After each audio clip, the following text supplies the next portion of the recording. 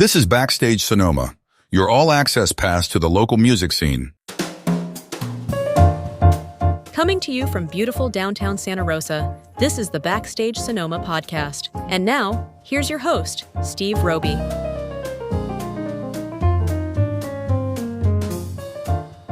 This is Backstage Sonoma, and I'm Steve Roby. Today we have a very special treat for you. We're diving deep into the world of rock, soul, and fierce energy with two incredible artists breaking boundaries and redefining the music scene. That's right. We have Liza Colby and Kia Warren from the dynamic band SUSU with us today. This band has been, they're ready to go. This band has been making waves with their electrifying performances, and we can't wait to hear more about their journey, inspirations, and what's next for them. Liza and Kia, welcome to the show. It's a pleasure to have you both here. Hey, what up? All right. Can't wait to see you in Sonoma soon. Great. Got a lot of S's there. All right. See you in Sonoma soon, Steve. Yeah. Okay. Soon. Well, first, a sort of serious question, but how did your musical styles, Liza's psychedelic sensibility and Kia's bluesy indie rock aesthetic, come together to create the distinct sound of SUSU?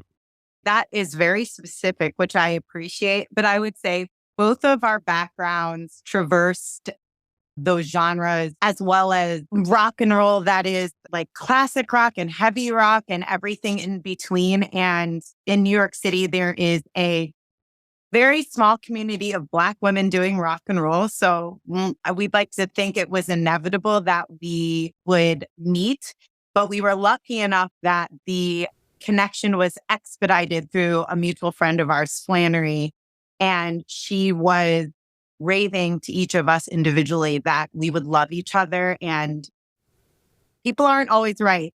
Flannery knocked this one out of the park, and our affection for each other and admiration of being contemporaries in the New York City scene, making rock and roll, it developed really fast. And when we started making music together, doing shows together, we're like, we should do this more often. And we specifically, when we were introduced to each other and put on each other's path, I was working catty corner to where Liza was living, which just felt like the most beautiful bit of universal magic. And after a show that we had seen of each other's, and Liza had a residency going at Berlin, which is like an amazing club run by Jessie Mallon at the time. And she had a band that dropped out. I was like, hey, do you want to jump in? I'm like, yeah. And our band played, and it was such a fun night. And she's like, we should write together, which also people say all the time, and that never ever comes to fruition. But we made it happen, and I crossed the one block to go to her apartment, and we wrote a song together in 40 minutes. That's actually on our first album. We're like, okay, all right, we're onto something. And that's kind of the foreshadowing of what SUSU culminated in. I'll say, just to bring back, shout out to Jessie Mallon, who he's been through it, and we love him so much for championing SUSU and us, but also in our early days of working together when Kia was still at the bar. It's like we would do stuff like he'd be working. I'm like, dude, you gotta bust out of work now. And she's like, I'm on the clock. And I'm like, you gotta sing backup with me right now. They need backing vocals. They need Black backing vocals, and it's us, cutie. She's like, wait, I'm working. Tell them you'll be back in 2 hours. And I just set that tray down and walked out. The rest is history, as they say. Yeah, that's right. That's right. Well, tell me who makes up the band SUSU. Well, obviously, it's fronted by myself, Kia Warren, and this lovely lady, Liza Colby. We recorded the songs before we even had a band, which is very ballsy now that we're thinking of it. But we knew that we came as a unit, as Liza always likes to say, and we were looking for a unit to support us. It just felt like the best thing that we could do to set us up for success. So we reached out to a mutual friend. Well, they became mutual friends, but they also were playing in the scene. There were a punk band from Queens called Dry Clean Only. And two of their members are still with us today. Our bass player, Connor McClelland, and our drummer, Ronnie Bruno. The original guitarist was Joey Wunsch, and he mixed and recorded our last album. Shout out to Joey. And now we play with a fucking incredible guitarist from Argentina. His name is Franco Antonio Vittore Duto, and he is our current guitarist. And we're going to be on tour with our sub-guitarist, Miles Baker, who is also just a beautiful player, beautiful person based out of Nashville. So that's the SUSU lineup. Your music is often noted for its, quote, tribal sensuality and explosive sexual energy. How do you channel these elements into your songwriting and stage presence, and how do they resonate with the audience? I don't know if it's so much as a channel that it's just who we are. Once the two of us go on stage, maybe we're just lucky enough to be portals to those things. And I think what is so radical about rock and roll is that everything plays. You can be super grounded. You can be super in touch with your sexuality. You can be funny. You could be mean. You could be cold. All of the things play. And similar to how Kia and I started our relationship, both of us are big fans of yes and we yes and each other all the time. So that opens up all of the possibilities for us and allows us to have access to these kind of feelings, like you said, like tribal, the feeling of a tribal or like organic or earthy. I don't know, like what that evokes and sexuality and everything beyond, because the two of us are just like, how open can you be and allow the moment to just really develop as it should? Yeah, I will also say specifically, and not to get too deep or crazy, I mean, we're Black women in rock and roll. The roots of rock and roll, for better or for worse, they started in the Mississippi Delta. They started in communities with Black people making guitars and making sounds and being resourceful. And I can't help but think that Liza and I are definitely intentional about incorporating this kind of baton that's been passed down, whether it be from the women in rock and roll or the Black people in rock and roll. And then we set it and forget it.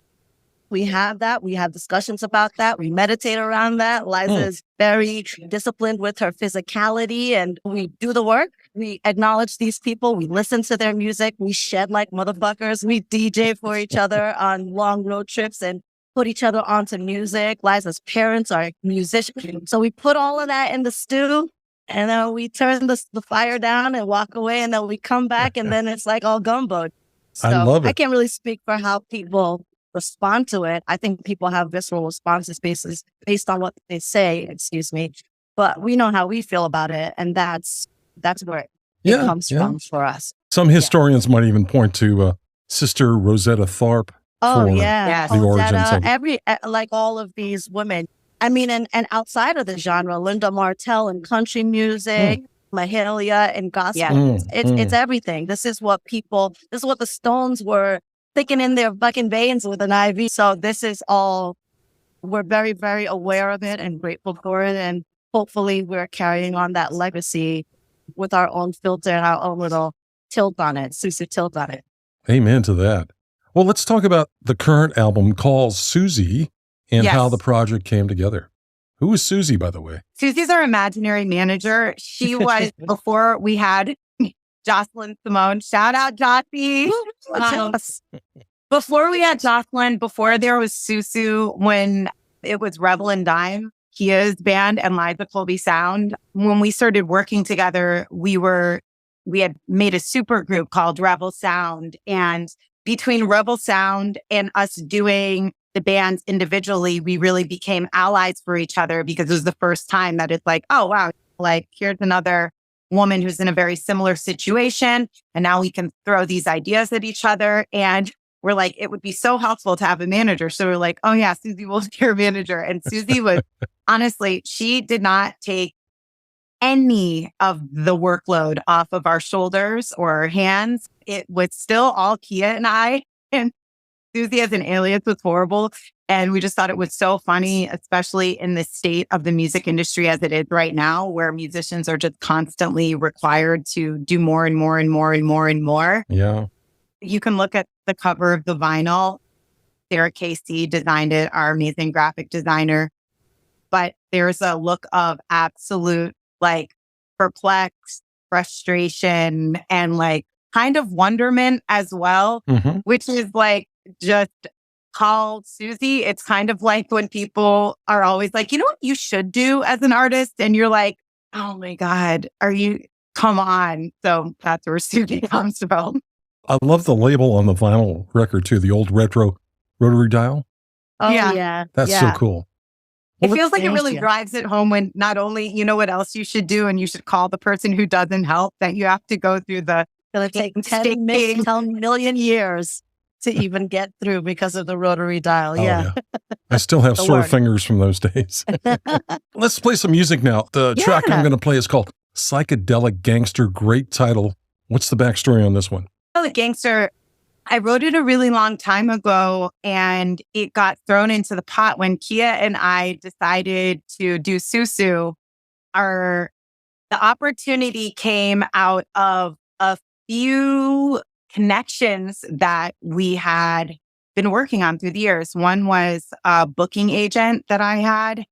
Kia was thankfully like so generous and helped the Liza Colby sound get over to Europe.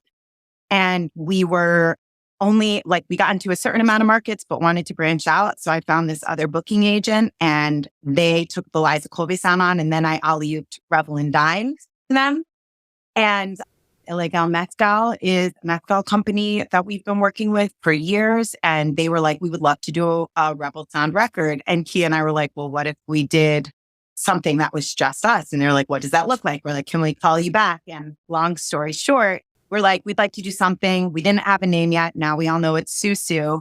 Yeah, like we threw a bunch of songs into the pot and Psychedelic Gangster was one of the songs that I had in the past. And Kia was like, I think this is one that should go in. Well, let's listen to it now. This is Psychedelic Gangster by SUSU here on Backstage Sonoma.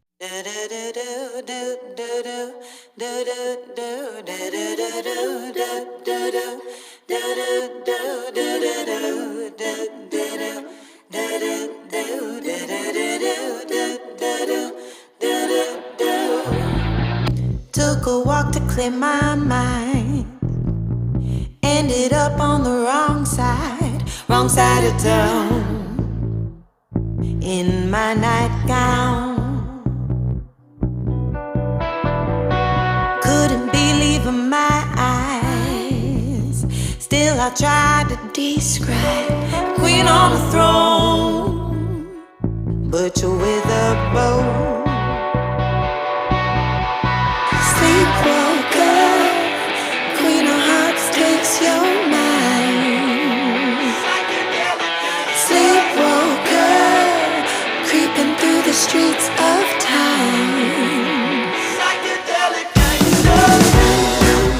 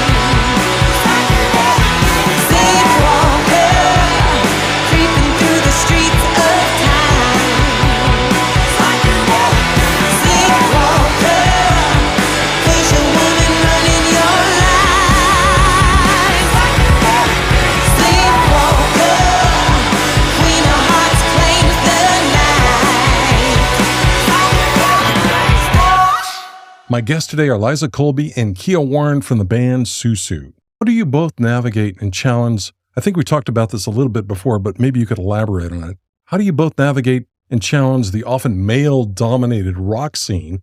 And what impact do you hope to have on future generations of female musicians? I think that the power of us being together has drastically enhanced how we handle that scene, because we have adopted a very fuck it attitude. We have identified what is important to us, what we can control in this industry, what we want to achieve as artists and as humans, and everything else, it's just kind of like later. So what we do is we just stick by each other. I think we do our very best to communicate with each other and have each other's backs. And that's kind of all that you can do. And in terms of influencing artists of the future, I think that's a huge thing to even take in or consider that we do. But I think that we try to act locally and think globally. Like if they're friends that we have and that we can put on, we see younger artists all the time that come up to us and ask us questions, and we tell them everything we possibly can tell them. None of this gatekeeping information or what I would do. It's like a democracy, and we all can learn something from each other. And we just try to be as generous, as open, as supportive, as communicative, as curious as possible with ourselves and other people in our industry. And when we encounter people who have a shitty attitude, we just leave them to deal with that, and we just carry on and work with people that we love and admire. And I would say, to add to that, one of the net positives that we take away is like working in tandem. When the funky situations come up, to not be alone and feel like, did that really happen? Feels really good, because you're able to not feel gaslit. And the other thing is, like, the pendulum is swinging. And obviously we know that a lot of what we are able to do is because of all the women who came before us and the hard work that they've done. And it's so amazing.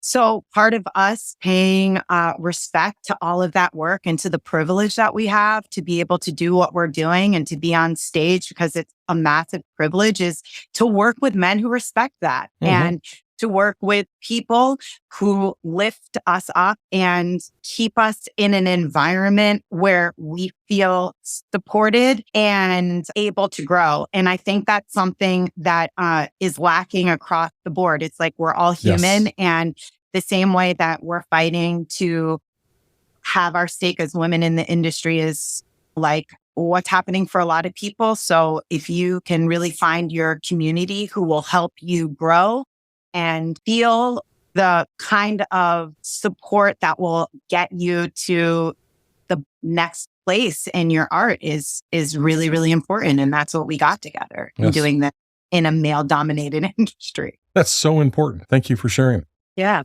Let's talk about your songwriting. Your songs explore various political and personal and emotional themes. How do you approach songwriting as a duo, and what topics currently inspire your lyrics? Oh my gosh. Oh my goodness. I just have to start and say Kia is a freak of nature, because she'll get song downloads in her sleep, which I am fully jealous of. I just get to benefit off of it. It's a delight to know that she's like, here's the song. Is there anything we can do? And I'm like, oh my God, that came to you in your sleep. That rules. Also, songwriting is like any partnership. Sometimes it's difficult and sometimes it's easy and sometimes it's a mix of the two. And we have been lucky enough that when we are writing, it is generally a very smooth collaborative thing. And it's nothing to take for granted, because both of us have been in situations where it's like, you get a song done, but you really you're fighting for it. And it doesn't feel like we're fighting for it. Some songs, of course, come easier than others, but yeah, we've been really lucky to have a creative relationship that traverses not only songwriting, not only costume design, not only stage production, and everything else, where our work styles are very complementary. And I think we also know our point of views. Like, we have very strong point of views, and because we've established a way of working with each other, it never ever feels like the word compromise comes up, but it doesn't feel like that. It feels like, okay, I know exactly where Liza's coming from and I understand what her aesthetic and point of view is, and vice versa. She'll understand mine, which just helps. It's like a director, right? Like you have a point of view, you have a story to tell. Like, what's the best way to tell this story with this aesthetic, this time, and this point of view? Like, I think that having that, and we've been working for a long time. We're not babies. Yes. So I think that having technique is also something that really is an asset.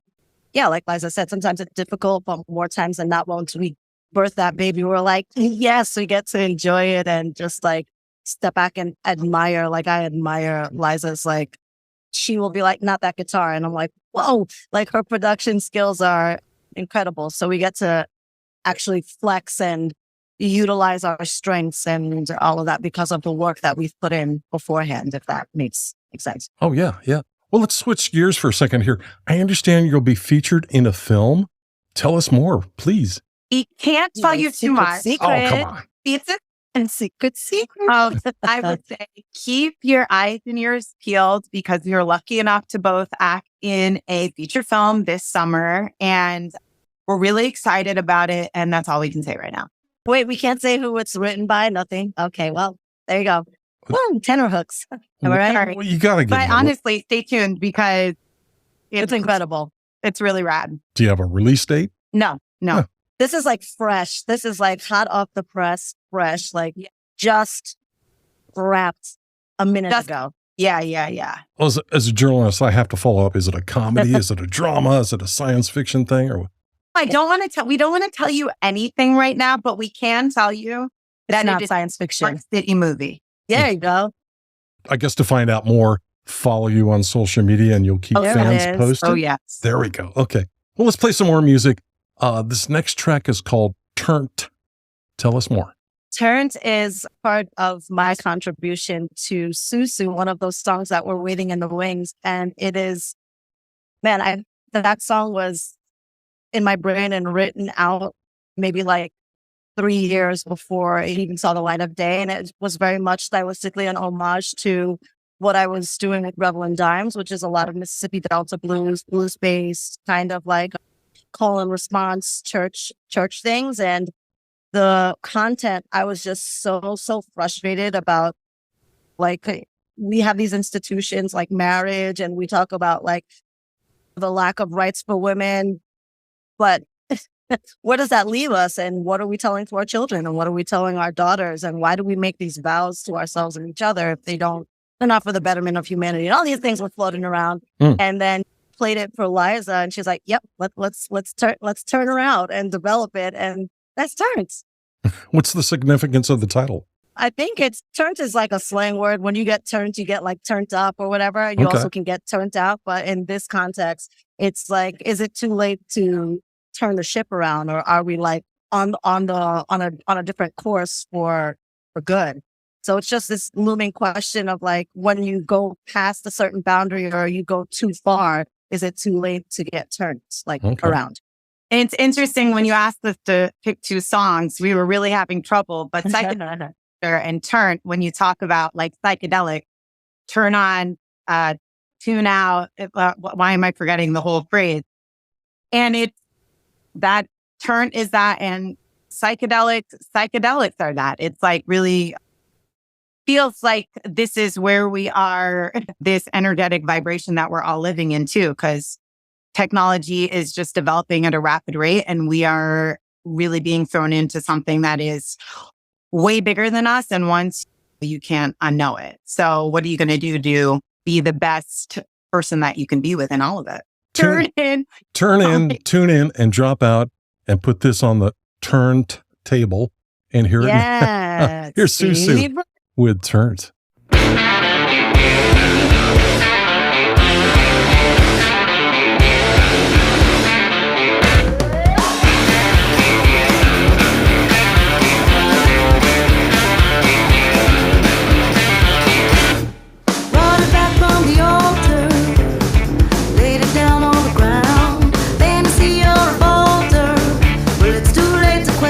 Now, how we're raising our daughters, putting stakes in the ground.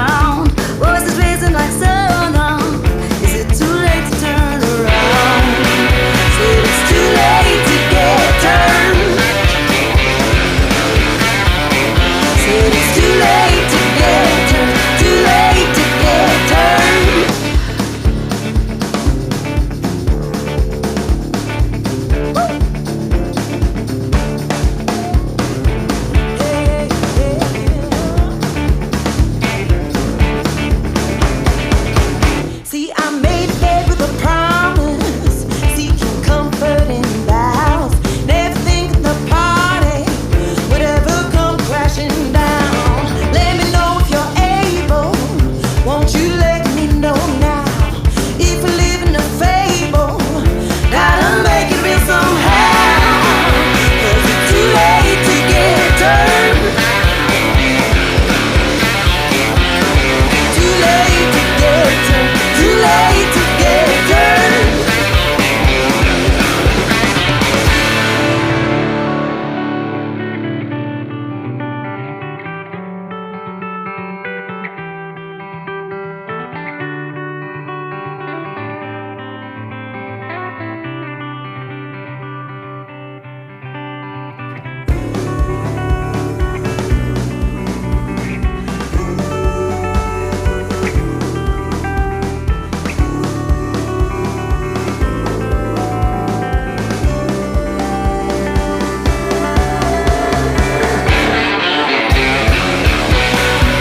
Said it's too late to get turned. Too late to get turned. Too late to get turned. Too late to get turned. It's too late to get turned. Said it's too late to get turned. Too late to get turned. We're back with Liza and Kia from SUSU, and we're just wrapping up this part of the show. Let's talk about live shows. And your shows have been described as powerful and spiritual experiences. How do you prepare mentally and physically before you go on stage? And what do you hope the audience takes away from a SUSU concert? Preparation, I think it's just an extension of what we mentioned before. It's like we speak all the time and there are a range. It's not just music focused, or we just really utilize each other as soundboards, and we have philosophical conversations, we have silly conversations, and we always, as best as we can, try to stay as open as possible, never like shut down an idea. Mhm. And that's just, it's just like any kind of marriage or any kind of intimate relationship. If you just work those little muscles, then when you have to lift the big guy, it's not so hard because you've been doing kind of these reps. Oh. And I'll speak for myself, and then I'm sure Liza will chime in. What I hope the audience takes away from it, aside from an incredible badass rock and roll show, is just a little bit more gumption to be themselves and figure out what rings true authentically within them, and just like, you know, what they used to say, let their free flag fly. We certainly do. So I hope it creates some kind of like looseness and just like chips away something that may feel rigid, if at all they're rigid, and just to have a really awesome good time with us and with each other. I would say our preparation is, I feel like we over prepare so that when we get in situations like where it'll be right before a show and we decide, and it could be either of us, where it's like the costume that we've been planning for the past 2 weeks is just not it, that we've over prepared. So now we're in like full, everything's out of the suitcase. Everything can play for the costume, including the suitcase. All things are on the table at all times. Kia's coined this phrase, try it all. And we do try it all. When we're on the road, we're not like the kind of ladies who are like, oh, we'll both have a hotel room. We sleep next to each other, and perhaps like that osmosis of our creative juices that's working together at night after we like talk ourselves to sleep through these ideas. We're like we said, we're really lucky. We're a unit and our band is a unit. So there's an intimacy there that is so deep and profound that it's like Kia and I often look back at videos and it's like, we don't do dance rehearsals and we're doing the exact same dance moves. And I honestly, like, we can't see each other out of the corner of our eye. So it's pretty amazing. And if people can take away that music, particularly rock and roll, doesn't always have to be this like cool thing. Like you can really let loose. And depending on the show that you see and what we're going through, I mean, like what we go through in life really comes out on stage. And sometimes we're really frustrated with whatever the state of the universe, and that will come out. Sometimes we are just loose and laughing and it's weird. And that comes out too. It's like it all plays, and hopefully people just take away to be like really the most comfortable that they can be in their skin. Even if it's just for that moment that they're seeing us on stage, that feels really good. And if they can take that into their life, that rules. All right. Do you have any special moments for the upcoming show at the Sebastiani Theater that fans... That would be, are you, Steve? What? Well, Steve, thank you. Thank you for the layup. We hope that you will join us. You are our guest. Please come to our show and you will see all the magic moments of SUSU at the Sebastiani. And a listener reminder, SUSU and Jay Graves will perform at the Sebastiani Theater in Sonoma on Saturday, September 7th. Doors open at 7 p.m. and showtime is 8. For tickets and more info, please go to sebastianitheater.com. Thank you, and we hope to see you there, Steve. Okay, I'll be there. Can we also thank the Sebastiani and the people of Sonoma for the SUSU 3P? We are so stoked to be there and to see you in person, Steve. Thank you so much for being on the show. I really appreciate it. Thank you for having us. Thank you. We'll see you soon. Backstage Sonoma. We'll be right back after this quick break. Would you like to be a guest on Backstage Sonoma? It's easy. Drop the host an email at backstagesonoma@gmail.com. Now, let's get back to the show. Thanks for listening to the Backstage Sonoma podcast. Join us next time for more great interviews and music from local and touring musicians. You can find us on the web at backstagesonoma.com.